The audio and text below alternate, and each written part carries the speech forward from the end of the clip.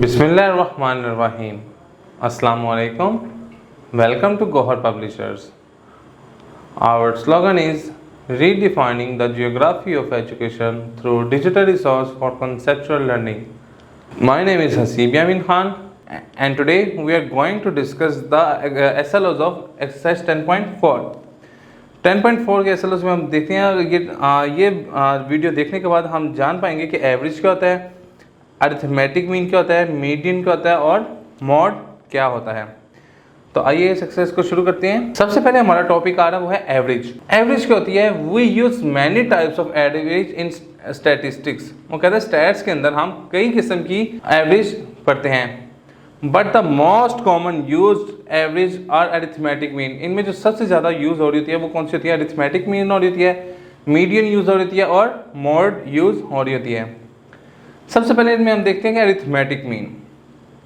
Arithmetic mean में वो हमें एग्जाम्पल के जरिए समझाना चाह रहा है कि for example the mean of 2, 3, 5, 7, 9 and 10 will be obtained. कहता है अगर आप किसी का आपको जो डाटा दिया गया हुआ है उसका आप अरिथमेटिक मीन फाइंड करना चाह रहे हैं तो आप क्या करें कि इन सब डाटा को जमा करें और जितने नंबर्स हैं, 3 एक नंबर है, 2 एक नंबर है, 5 एक नंबर है, 7 एक नंबर है, 9 एक नंबर है और 10 एक नंबर है, मीन्स के टोटल नंबर ऑफ डिजिट कितने 6 हैं और उसको 6 से डिवाइड करें।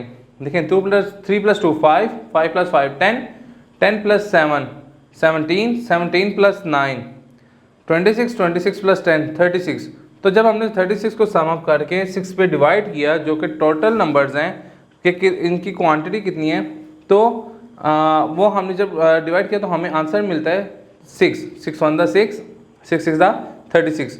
तो इट मीन्स हमारा अरिथमेटिक मीन क्या निकला है? 6। In the above example we may concluded at, जो मैंने पीछे बताया कि क्या करें, सम ऑफ वैल्यूज़ का लिखें कि उन वैल्यूज़ के सब को आप सम अप करें और आप उसको किससे डिवाइड कर दें? नंबर ऑफ वैल्यू से, कि कितनी नंबर्स हैं जो कि उसमें मौजूद हैं। इसको करने से हम अरिथमेटिक मीन निकाल सकते हैं।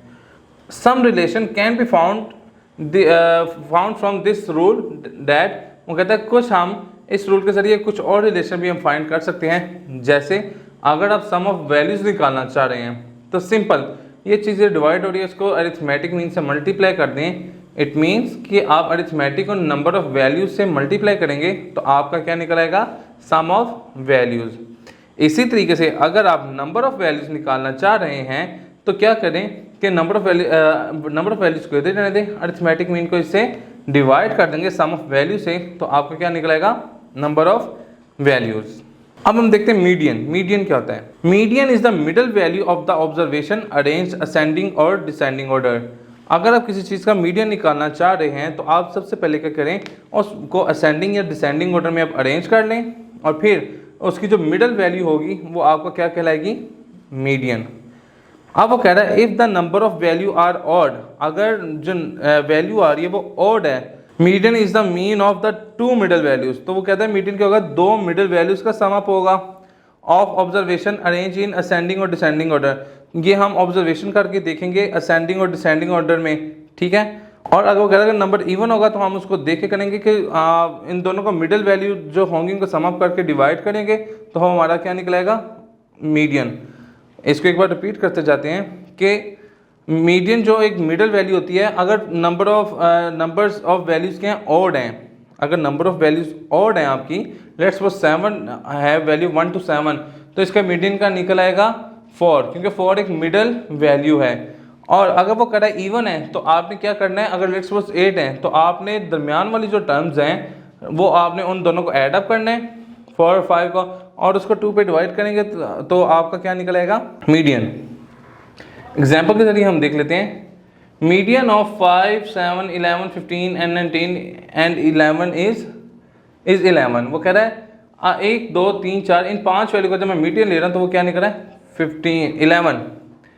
The 2 middle values are 11 and 15। वो कह रहा है कि देखें इनमें जो मिडल वैल्यूज जो आ रही वो क्या है? 15 और 11 है। 1, 2, 3, 4, 5, 6 इनमें जो मीडियन ऑफ 5, 7, 11, 15 एंड 19 इज 11, ठीक है। अब ये 6 वैल्यूज हैं, इनमें जो मिडल वैल्यू आ रही है वो कौन सी आ रही है? 11 एंड 15। हमने क्या किया? द 2 मिडल वैल्यूज और 11 और 15, द मीन ऑफ 11 और 15 इज 13। इन दोनों को सम अप किया हम दोनों ने, बाद में इसको 2 से डिवाइड कर दिया, जो कि आंसर क्या निकला है 3। तो इसका मीडियन क्या निकल आया 13। ठीक है, 26 को जब 2 से डिवाइड करते तो 13 आएगा, तो इसका मीडियन क्या निकल आएगा 13।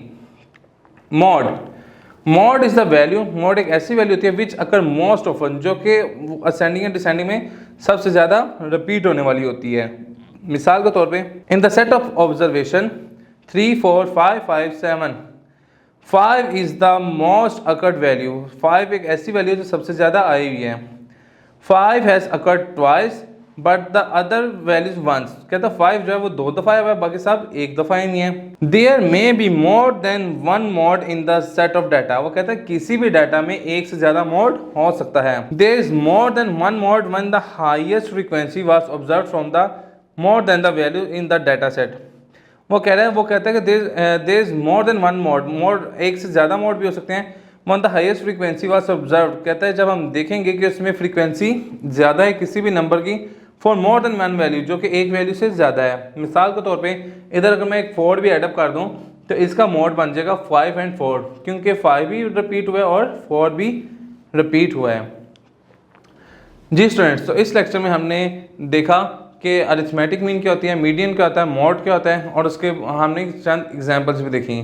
आज के लिए इतना ही काफ़ी है। इंशाल्लाह नेक्स्ट लेक्चर में मुलाकात होती है। गौहर पब्लिशर ज्वाइन करने का शुक्रिया। अल्लाह हाफिज़।